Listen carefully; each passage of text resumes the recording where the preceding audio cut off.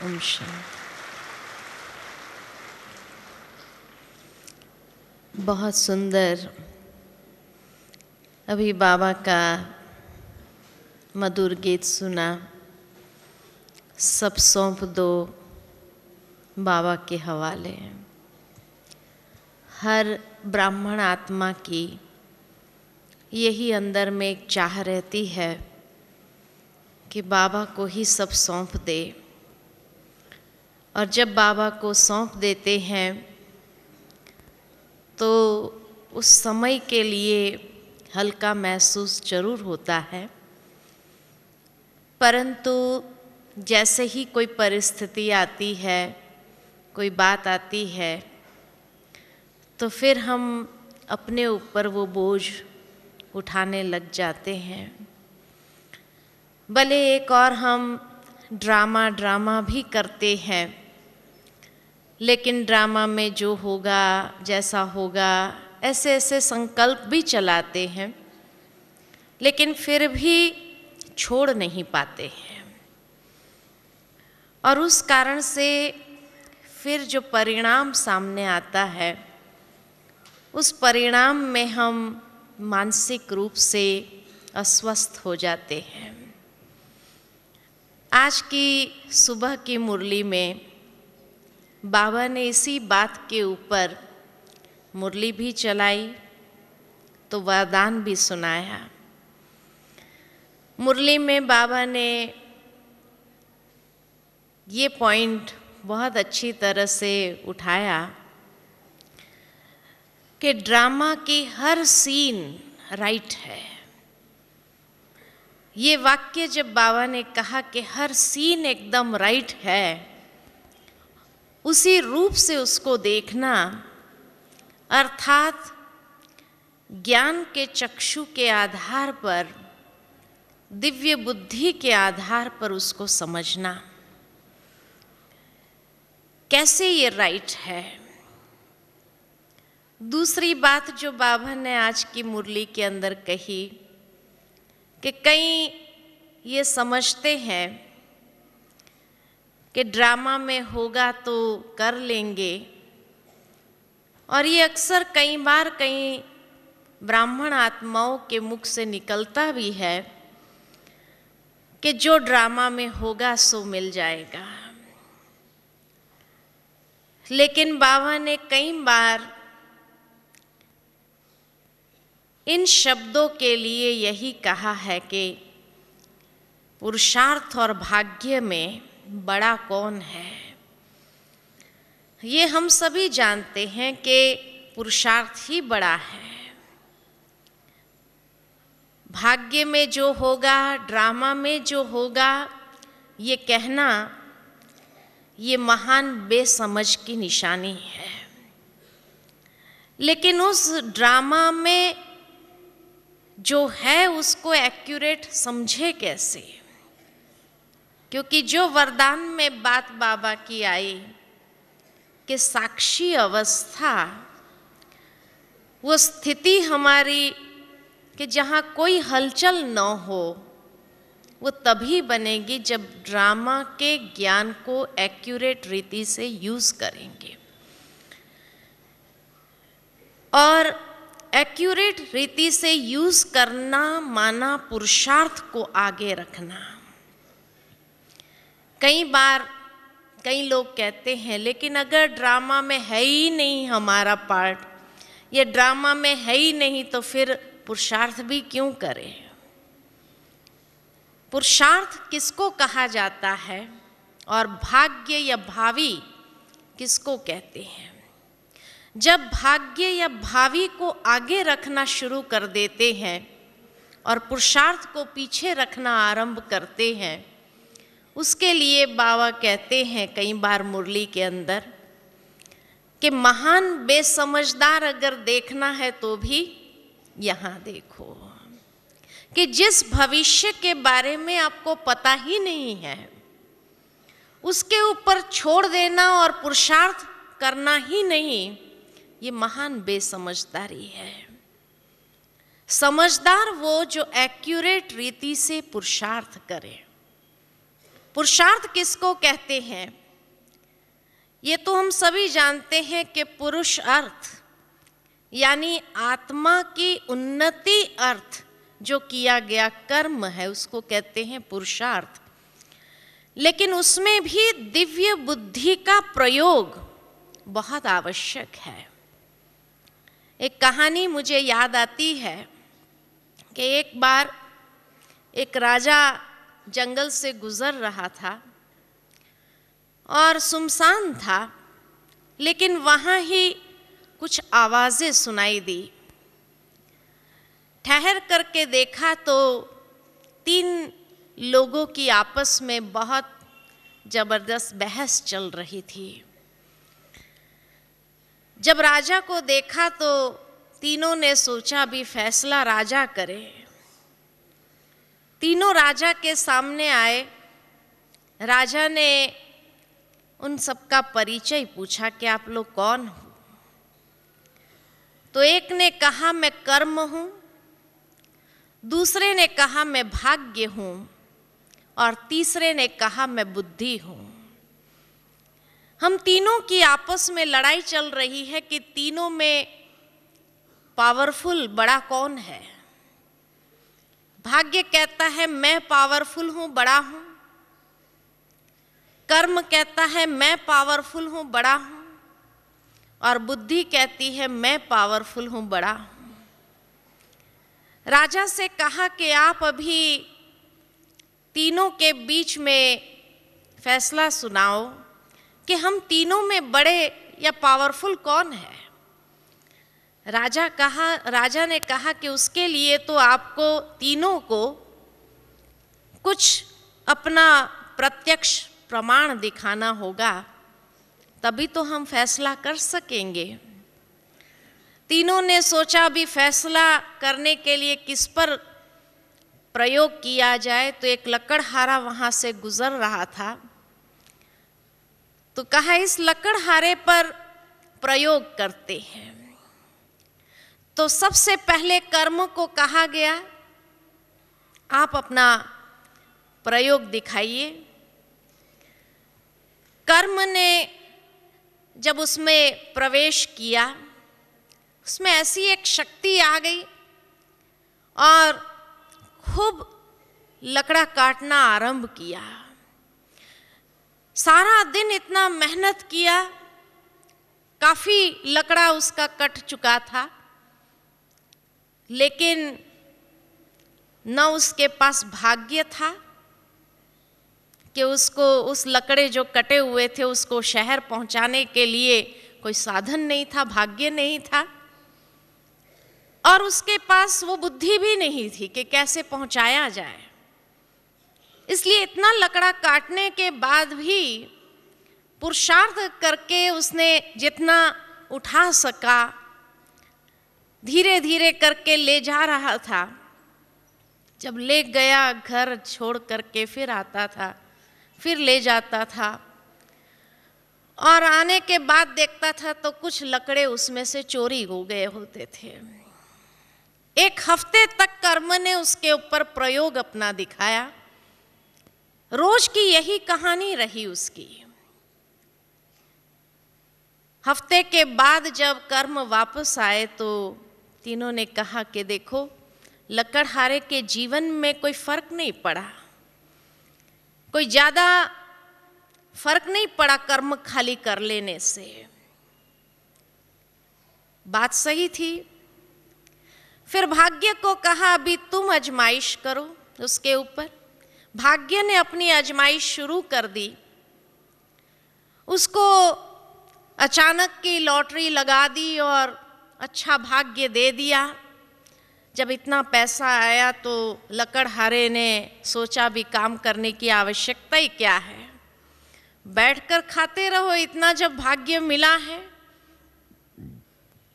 1 हफ्ते तक उसके ऊपर आजमाइश चली और खाता रहा। काम करना ही उसने बंद कर दिया। जब कर्म ही बंद हो गया, न कर्म रहा न बुद्धि रही, खाली भाग्य ही खाता रहा। एक हफ्ते के बाद जब वापस आए तो कहा राजा ने कि तुमने तो इसको आलसी बना दिया। फिर बुद्धि की बारी थी कि अब बुद्धि उसके ऊपर आजमाइश करे। जब बुद्धि ने प्रवेश किया तो लकड़हारा फिर खड़ा हो गया, जंगल में जाकर लकड़ा काटा। लकड़े आम रोज से ज़्यादा ही कटे क्योंकि बुद्धि का प्रयोग किया था काटने की विधि में भी, और उस कारण से ज़्यादा कटा। लेकिन भाग्य नहीं था, इसलिए शहर पहुंचाए तो कैसे पहुंचाए। बुद्धि ने फिर अपना चलाया प्रभाव और उसने एक वही लकड़े जो कटे हुए थे उसी से ही एक बांध करके एक गाड़ी तैयार की और उसको खींच खींच करके सारे लकड़े को शहर पहुंचा दिया। फर्क पड़ने लगा उसके जीवन में, एक हफ्ते के अंदर ही काफी फर्क पड़ा। देखा धीरे धीरे बुद्धि का जब प्रयोग हो रहा था तो कर्म ने भी साथ देना आरंभ किया और भाग्य भी परिवर्तन हो गया। बाबा भी हम बच्चों को सबसे पहले ज्ञान क्यों देते हैं? दुनिया के अंदर इंसान भी कर्म तो बहुत करते हैं, लेकिन कर्म से खाली भाग्य नहीं बन जाता है जब तक दिव्य बुद्धि नहीं है, दिव्य समझ नहीं है। बाबा ने भी आकर हम बच्चों को सबसे पहले यही समझ दी कि कर्म करना है तो कैसे करना है, विधि बताई, और यही कर्म हमारा पुरुषार्थ बन जाता है।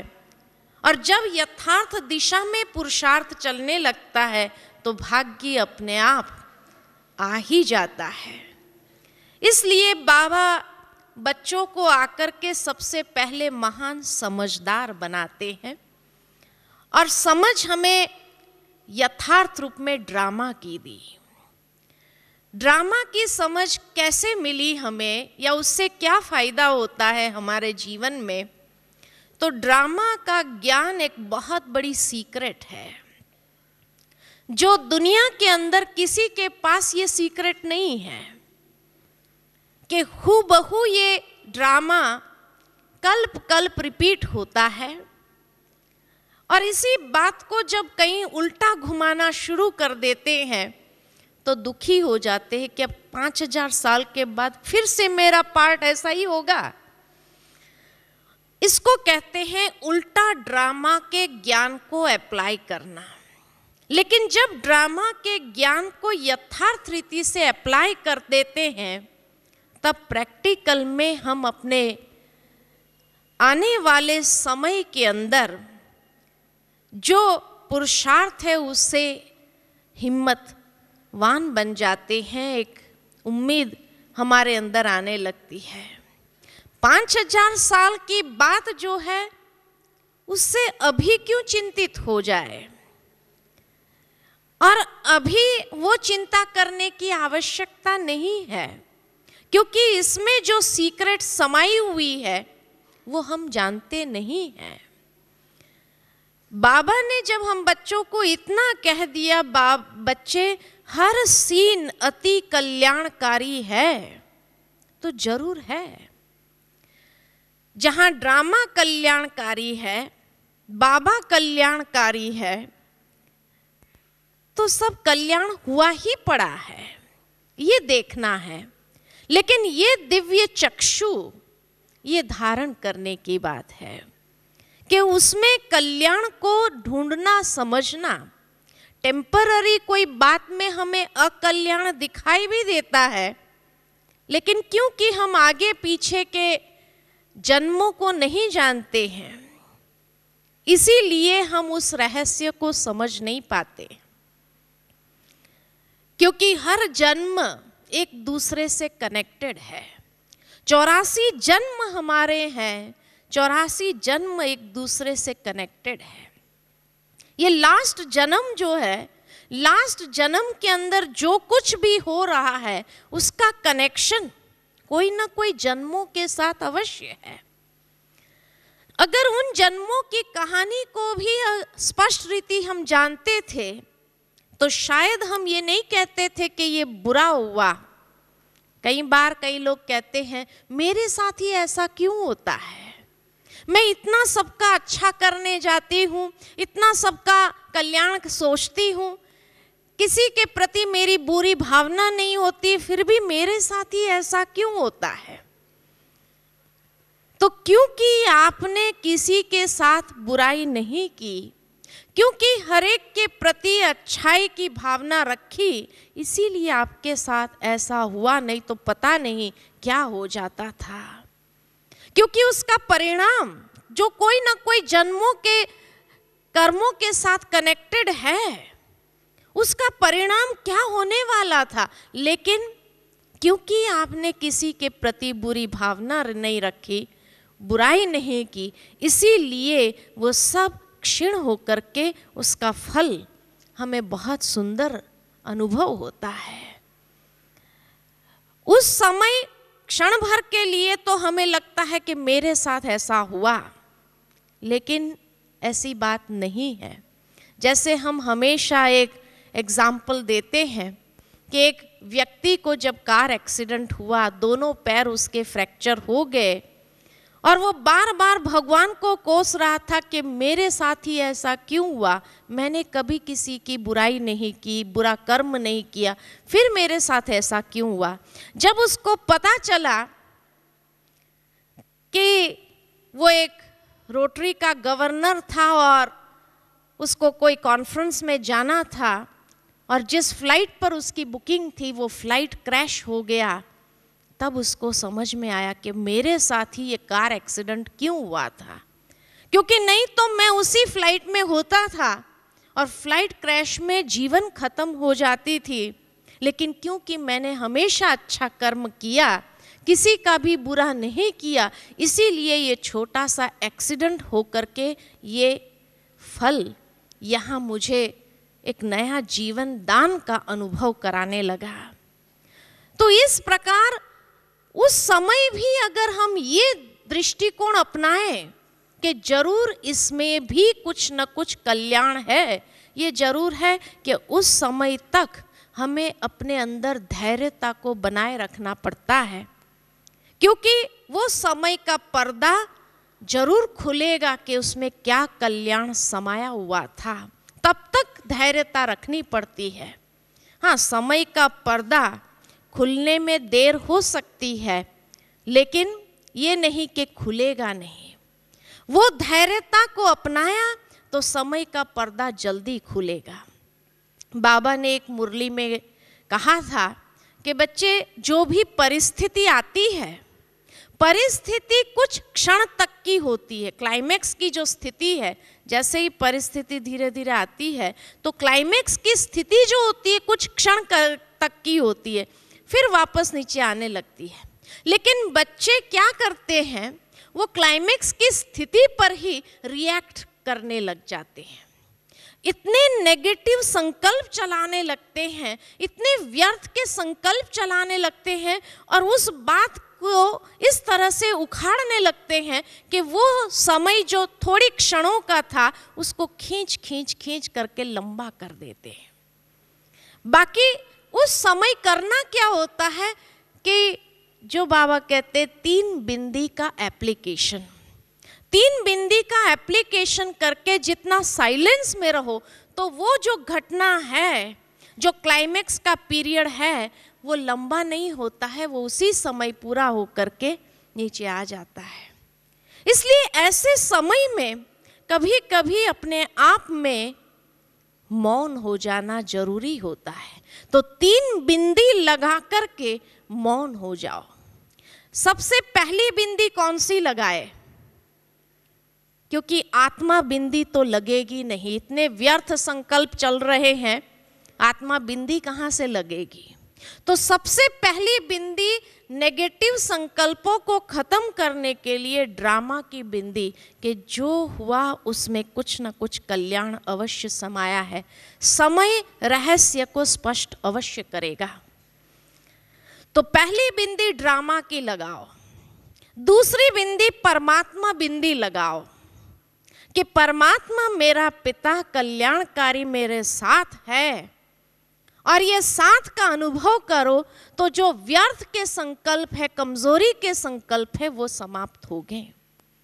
और तब जाकर के तीसरी बिंदी आत्मा बिंदी यानी बिंदु स्वरूप स्थिति में हम स्थित हो सकेंगे।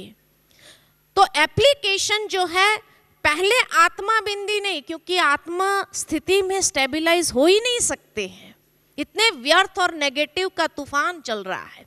इसलिए पहली बिंदी हमेशा अप्लाई करनी होती है ड्रामा की बिंदी, जिससे नेगेटिव समाप्त हो। दूसरी बिंदी अप्लाई करनी होती है परमात्मा बिंदी, और तीसरी बिंदी अप्लाई करनी होती है आत्मा बिंदी।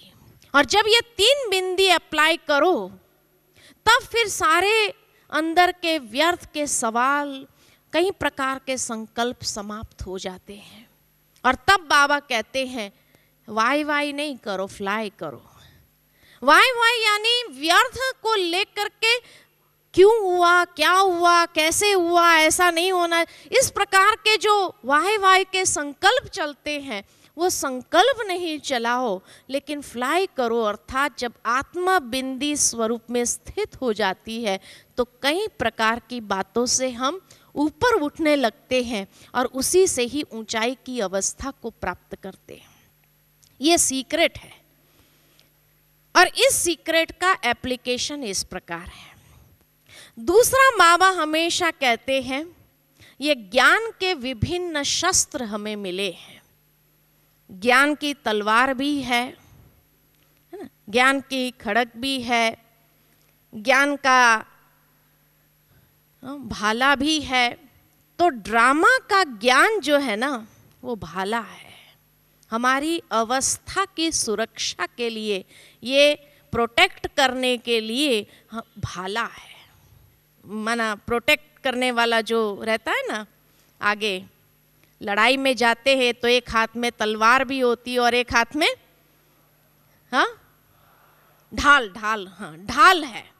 तो ढाल है ये, और ये ढाल जो है ये हमारी स्थिति की सुरक्षा के लिए है। इसलिए ड्रामा की ढाल को अच्छी तरह पकड़ना सीखो। लेकिन कई बार देखा गया है कि बच्चे इतने भोले होते हैं कि ये ड्रामा की ढाल खुद पकड़ने के बजाय दूसरों को पकड़ाना चालू करते। अब ड्रामा की ढाल अगर दूसरों को पकड़ा देंगे तो खुद की स्थिति को क्या होगा, अटैक तो होना ही है, फिर डिस्टर्ब हो जाता है माइंड। अब दूसरों को कैसे पकड़ाते हैं हम? कई बार भोली भोली माताएं होती है ना गांव में, या ऐसे जो ज्ञान का नशा बहुत होता है, तो उनके घर में वो अपने पति को, बच्चों को ज्ञान सुनाने का प्रयत्न करती रहती है कि इसको भी बाबा का ज्ञान मिले, बाबा के ज्ञान में चले। भावना बहुत ऊंची है, लेकिन वो पति बिजी है अपने बिजनेस में या कारोबार में, उनको टाइम नहीं मिलता है। तो क्या होता है, अक्सर जब वो बीमार पड़ते हैं ना, तो कहते हैं बहुत अच्छा हुआ आप बीमार हुए, अब मैं बहन जी को लेके आती हूँ, आपको ज्ञान जरूर सुनाएंगे, अब तो आपके पास टाइम ही टाइम है ना। अब उस समय वो पति क्या करेगा, गुस्से में आ जाता है, यही आपका ज्ञान है।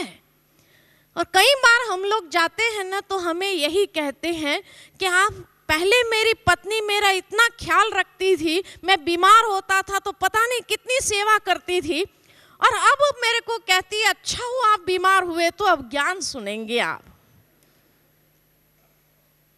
तब लगता है कि आपका ज्ञान जो है ना, हमारे संबंधों में अंतर पैदा कर रहा है। अब हम समझ जाते हैं कि बात जरूर ड्रामा के एप्लीकेशन की कमी के कारण है। भावना उस बहन की ये नहीं है कि अच्छा हुआ बीमार पड़ा, सेवा करने के बजाय वो बहन को लेके आती है, अभी आप उसको ज्ञान जरूर सुनाओ। या उसको पैर में फ्रैक्चर हुआ होगा, कहेंगे अब आप ज्ञान जरूर सुनेंगे ना, अच्छा हुआ, जो होता है ना अच्छा होता है। अब ये है ढाल को दूसरे को पकड़ाना। अब ये ढाल अगर दूसरे को पकड़ाना चाहेंगे तो क्या होगा, उसको तो गुस्सा आएगा ना। तो उसी ढाल का अटैक आपके ऊपर करेगा। कि यही आपका बाबा सिखाता है कि कोई अगर बीमार पड़ा तो उसके प्रति सहानुभूति रखने के बजाय आप कहो कि बहुत अच्छा हुआ ये बीमार हुआ। ये आपका बाबा सिखाता है, ऐसा ज्ञान तो मुझे कभी नहीं सुनना है। तो झगड़ा आरंभ होता है, क्योंकि एप्लीकेशन रॉन्ग है, इसलिए झगड़ा आरंभ हो गया। तो कहने का भावार्थ ये है कि जब ढाल हमें मिली है हमारी अवस्था की सुरक्षा के लिए, हम वो प्रयोग दूसरों के ऊपर न करें। क्योंकि उसको तो आपने कह दिया कि अच्छा हुआ आप बीमार हुए, लेकिन फिर जब आप बीमार होंगे या आपको जब कोई तकलीफ होंगी और आप जब उल्टे सीधी बातें करेंगे, गुस्सा करेंगे, तब कहेंगे अब आपका ड्रामा का ज्ञान कहाँ गया? अब जो हुआ कल्याणकारी नहीं हुआ। तो उस वक्त अटैक हमारे ऊपर होता है, क्योंकि हमने वो ढाल जब पकड़ना सीखा ही नहीं तो अटैक होता है और अपनी अवस्था उस वक्त इतनी हलचल में आ जाती है कि जिसको संभालना फिर बहुत कठिन होता है। इसलिए ये ड्रामा का ज्ञान, ये ढाल है, खुद अप्लाई करना सीखो अपने साथ। दूसरों को अगर कुछ होता है उसको हजम करने की शक्ति नहीं है जो हम उसको कह दे कि जो हुआ अच्छा हुआ। नहीं, उस वक्त उसके प्रति और भी सहानुभूति दिखा करके बाबा जो हमें कहता है, तुम बच्चे रहम के सागर के बच्चे हो, रहम दिल बनो उसके प्रति। और उस समय रहम दिल बनकर के सेवा ऐसी करे जो उनको उस वक्त महसूस हो कि इनका ज्ञान हमें दूर नहीं करता है, लेकिन संबंधों में किस प्रकार एक दूसरे के साथी बनना है ये सिखाता है। और फिर अगर आप उसको कहेंगे ना कि आप चलिए सेंटर पर ज्ञान सुनिए, तो वो अवश्य सुनेंगे। वो क्योंकि आपने इतनी सेवा की है तो सेवा का प्रत्यक्ष फल आपको उस वक्त मिलेगा कि उसको आपने ठीक होने के बाद कहा भी कि आप चलिए सेंटर पर, तो अवश्य वो चलेंगे ही। क्योंकि उनके मन में उस समय रियलाइजेशन हुई, उस समय उनकी बुद्धि फ्री थी, इसलिए रियलाइजेशन पावर उसके अंदर डेवलप हुई, जो उन्हें महसूस हुआ कि ये ज्ञान कितना ऊंचा है, कितनी ऊंची भावना रख करके इसने सेवा की। और ही पहले अज्ञान काल में इतनी सेवा नहीं की जितनी ज्ञान मार्ग में चलने के बाद सेवा की। तो ये है ड्रामा का प्रैक्टिकल एप्लीकेशन कि अगर आपको उसको ज्ञान सुनाना है तो ये कहने के बजाय कि अच्छा हुआ ड्रामा में जो हुआ वो, कि अब आप ज्ञान सुनेंगे, उसके बदले आप अंदर में ये धारणा पक्की करो कि अच्छा हुआ अब मैं ऐसी उनकी सेवा करूं जिससे वो बाबा के तरफ उसकी बुद्धि खींचे, और अवश्य खींचेगी। ये है ड्रामा के ज्ञान का प्रैक्टिकल एप्लीकेशन कि ड्रामा का ज्ञान उसको नहीं सुनाओ, ड्रामा का ज्ञान खुद अप्लाई करो कि इस वक्त मुझे सबसे अच्छे से अच्छे रूप में सेवा करने का एक चांस मिला है। और जब आत्म भाव में स्थित होकर के आप सेवा करेंगे, बाबा की याद में सेवा करेंगे, तो उस आत्मा को वो वाइब्रेशन इतने पावरफुल रीति से टच होंगे कि वो सामने से आपको कहेंगे कि अच्छा है मेरे पास अब समय मिला, आप मुझे कुछ अच्छी बातें सुनाओ। तो जब वो सामने से कहे तब आप उसको ज्ञान सुनाओ। बाकी पहले उसको ज्ञान सुनाने का कि भाई अच्छा हुआ अब आप ज्ञान सुनो, नहीं, ये नहीं। ऐसी सेवा करके फिर हम उसको उसके अंदर से निकले कि आप अभी मेरे को कोई अच्छी बातें सुनाओ, तो बहुत अच्छा लगेगा और ही उस आत्मा की सेवा हो जाएंगी। जो आपकी भावना है वो भावना पूरी हो जाएंगी। तीसरी बात जो है कि ड्रामा का ज्ञान जो है, जो बाबा ने हम बच्चों को दिया है, बहुत पावरफुल ज्ञान है। और इतना पावरफुल ज्ञान है कि जिसके लिए भगवान भी कहता है कि मैं भी ड्रामा के बंधन में बंधा हुआ। आप सोचो ड्रामा का ज्ञान इतना पावरफुल कैसे है। कि भगवान स्वयं कहे कि मैं भी ड्रामा के बंधन में बंधा हुआ हूं, तो ऐसी कौन सी बात है जिसके बंधन में स्वयं भगवान भी बंधा हुआ है।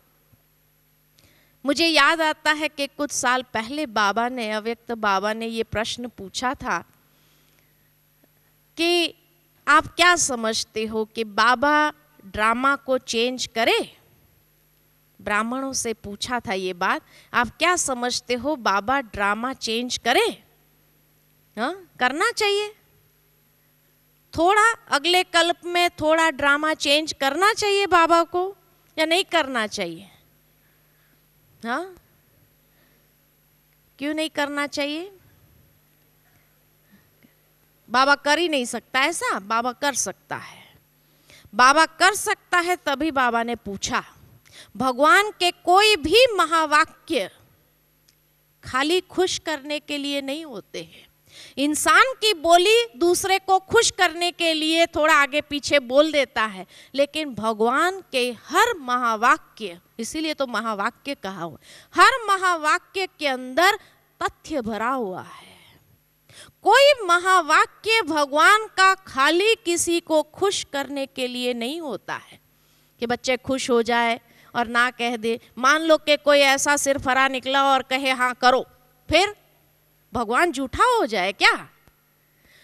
इसलिए भगवान कर सकता है चेंज। तभी बाबा ने पूछा था कि बच्चे क्या समझते हो बाबा ड्रामा चेंज करे?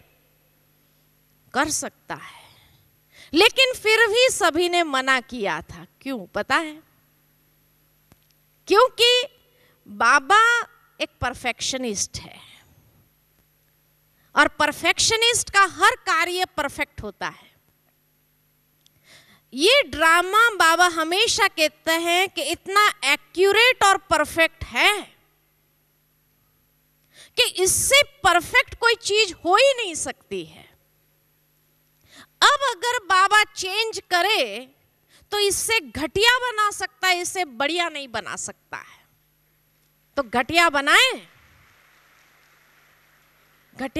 बाबा, इसलिए बच्चों ने मना किया। और इसलिए बाबा ने भी कहा बच्चे मैं भी क्या करूं, जो बाबा साकार में कहता है बच्चे मैं भी क्या करूं, ड्रामा को चेंज नहीं कर सकता, क्योंकि इससे घटिया नहीं बना सकता हूं, बढ़िया बन नहीं सकता है। ये सबसे बढ़िया है, इससे बढ़िया हो नहीं सकता, इससे घटिया बनाना चाहता नहीं है वो। इसलिए कहता है मैं भी यही ड्रामा के बंधन जो है वो परफेक्ट है। और इसलिए बच्चों ने भी मना किया, क्योंकि कोई नहीं चाहते हैं इससे घटिया हो ये ड्रामा। लेकिन फिर कई बार जो कई दृश्य आते हैं उसको कैसे हजम करें? तो जो दृश्य हमारे सामने आते हैं, मम्मा की बात दादियां जब सुनाती है तो यही बताते हैं कि मम्मा हमेशा कहती थी कि हमारी 3 माँ हैं। एक तो शिव बाबा माता पिता के रूप में है ही है, दूसरी ब्रह्मा माँ, जो आज बाबा ने कहा माता पिता इसी में है तो ब्रह्मा माँ है, ब्रह्मा माँ हुई ना। और तीसरी माँ है ड्रामा, ड्रामा वो भी माँ है ना। तो ड्रामा जो है, माँ हमेशा बच्चे को सिखाने के लिए कभी कभी उसका कान खींचना पड़ता है। अगर ज़्यादा तूफान करता है, सीधी तरह से नहीं चलता है, तो माँ क्या करती है? थप्पड़ भी मारती है, कान भी पकड़ती है। लेकिन उस वक्त माँ के हृदय की भावना जो है बच्चे को नुकसान पहुंचाने की नहीं है, बच्चे का अहित करने की नहीं है, लेकिन माँ सबसे बड़ी हितैषी है। तो इसीलिए उसका कान भी खींचती है तो थप्पड़ भी मारती है, लेकिन फिर जैसे ही बच्चा रोता है तो उसको पुचकार भी उतना ही देती है। ठीक इसी प्रकार ड्रामा जो है वो भी माँ है कि जब देखते हैं कि कोई बच्चा सीधी तरह श्रीमत पर नहीं चल रहा है, अपनी कमजोरियों के वश होकर के चल रहा है, तो ड्रामा भी क्या करती है? थप्पड़ मारती जरूर है, इसलिए थप्पड़े पड़ती है। ब्राह्मण जीवन में जानकर या अनजान होकर के कोई न कोई श्रीमत की अवज्ञा की तो ड्रामा जरूर थप्पड़ मारती है। महसूस होता है थप्पड़ पड़ी, लेकिन उस समय ड्रामा के हृदय में भी अकल्याण की भावना नहीं है। ड्रामा के अंदर भी हमारा कल्याण ही समाया हुआ है। वो थप्पड़ लगने के बाद भी कल्याण ही समाया हुआ है, क्योंकि बाद में महसूस होता है कि ड्रामा हमें किस प्रकार अवसर देते हुए आगे बढ़ाने लगते हैं। इसलिए बाबा कहते हैं जो हुआ वो भी अच्छा, जो हो रहा है वो भी अच्छा, और जो होने वाला है वो भी बहुत अच्छा। तुम क्यों चिंता करते हो? हर रीति से अगर देखा जाए तो ड्रामा सदा कल्याणकारी है ही है। इसलिए ड्रामा एक ऐसी माँ है जो बाबा भी कई बार कहते हैं कि जैसे घर में पिता होता है, माँ ने अगर बच्चे को सुधारने के लिए एक थप्पड़ मारी भी तो बाप भी क्या कहते, अब क्या कहे, तेरी माँ के आगे हमारी भी कुछ चलती नहीं, कहते ना लौकिक में, कहते हैं ना ऐसे। तो ठीक इसी प्रकार बाबा भी यही कहते हैं, बच्चे मैं भी क्या करूं, मैं भी ड्रामा के बंधन में हूं, मैं भी कुछ नहीं बोल सकता हूं इस समय, तो है ना। तो कितना अच्छा पिता है कि ड्रामा के हर सीन में कैसे कल्याण समाया हुआ है उसका रियलाइजेशन कराने के लिए बाबा भी यही कह देता है। बाबा भी ड्रामा या कायदे को अपने हाथ में नहीं उठाता है। बाबा यही कहते हैं, बच्चे इसमें जरूर कुछ न कुछ कल्याण समाया हुआ है, क्योंकि ड्रामा तुम्हारा अकल्याण कर नहीं सकता है, उसके हृदय के अंदर ऐसी भावना है ही नहीं। तो इसलिए ड्रामा इतना एक्यूरेट, इतना परफेक्ट है कि अगर हमने श्रीमत में कहीं पर भी अवज्ञा की, थोड़ा इधर उधर किया, माया की कमजोरियों को लेकर के या कोई न कोई ऐसी विकृतियों को लेकर के थोड़ा बहुत इधर उधर होने लगे, तो माया के प्रभाव में आने से जो कर्म हम करने लगते हैं तो ड्रामा अच्छे से थप्पड़ लगाती जरूर है। लेकिन वो थप्पड़ के समय ड्रामा को कोसने के बजाय कि मेरा ड्रामा भगवान ने ऐसा क्यों बनाया, ये कोसने के बजाय कौन सा पाठ मुझे पढ़ाना चाह रहा है, वो पाठ अगर उसमें से हम सीख ले तो जीवन में सदा के लिए कल्याण और उन्नति को प्राप्त करने लगेंगे। इसीलिए कहा कि ड्रामा को प्रैक्टिकल अप्लाई करने की विधि यह है कि उसमें छिपा हुआ जो कल्याण है उसको समझने का प्रयत्न, और उसको समझने के लिए जो बाबा ने दिव्य बुद्धि हम बच्चों को दी है, वो दिव्य बुद्धि का प्रयोग करते हुए हम ड्रामा को समझे कि इसमें क्या मेरा कल्याण समाया हुआ है।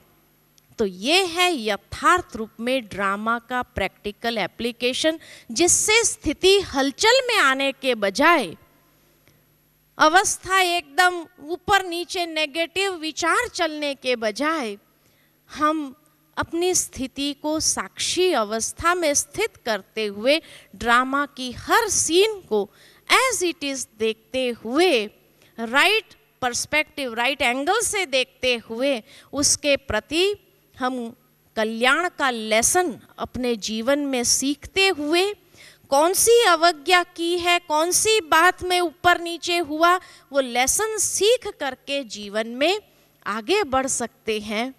और यही दिव्य बुद्धि जो हमें वरदान रूप में मिली है, उस बुद्धि का प्रयोग हमें हर सीन के समय समझने के लिए करना है।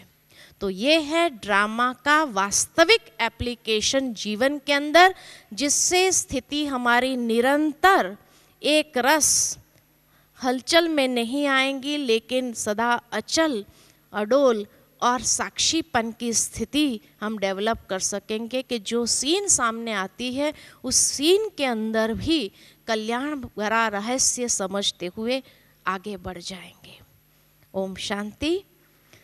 Thank you.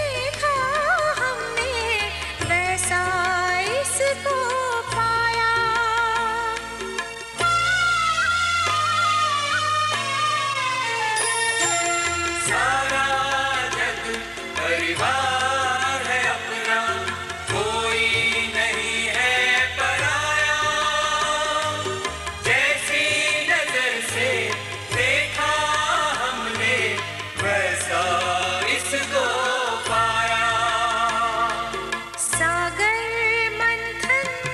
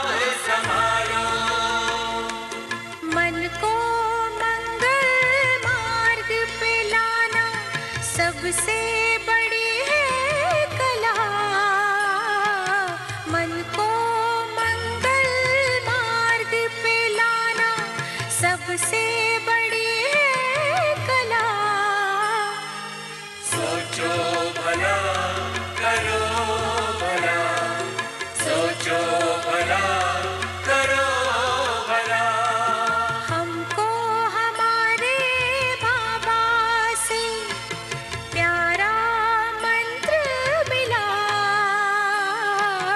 हमको हमारे बाबा से प्यारा मंत्र मिला। सोचो